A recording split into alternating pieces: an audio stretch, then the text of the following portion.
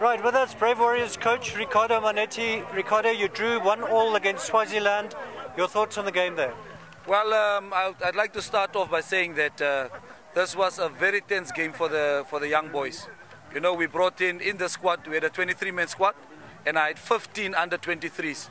I mean, I think even some of you guys don't even know the players that were on the bench or on the field today. So it just shows that there's a little bit, the future looks bright for Namibian football. But what I wasn't very happy with was obviously the red card. I wasn't very happy with that, you know, because our plan was to get 1 or 2 goals up and then give the other youngsters on the bench a chance. But that threw everything, you know, all our plans out the window.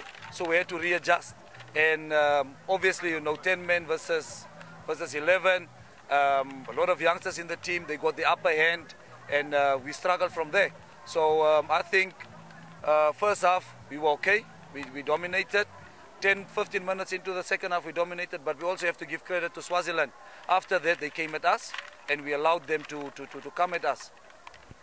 Right, and the goals, first half a good performance there by Kahimbi, Buertes. Were you happy with the strikers there? Yeah, I mean, also we have to be a little bit realistic. International football looks easy on the eye, but one has to realize that international football, you don't get a lot of chances and a lot of goals. So I was not happy with that, you know, when Kahimbi hit the crossbar. I thought that was in. Even the good move from Dion Otto in the first half, and then a few penalties that we could say maybe, you know, I'm not an expert, I was a little bit too far. But there was a few penalty calls that could have gone our way. Fine, it didn't on the day. But overall, I'm just happy to see that, you know, to put all these youngsters in this what do you call it, in the pressure. And I think they did well. And coach, looking at it, Wangu played a very impressive game in the first half, but second half he disappeared. What went wrong? He pulled a muscle. So at that time, when Kahimbi got the red card, you know, he pulled a muscle. And he struggled from there, so I had to replace him.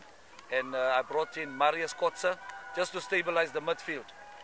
Because by then, you know, you're playing 10 versus 11, you had to readjust the midfield. And I think Marius went in there. I was a little bit upset with him when he tried to go forward, because you know, 1-1, you need to, 1 man down, you need to keep things tight. I also put in Benji, the young boy from Tigers. Just to add a little bit of speed, because we were going to go counter on that, and I push Bester up front as well. Because, you know, for me, excellent performance from Enrico Buertes.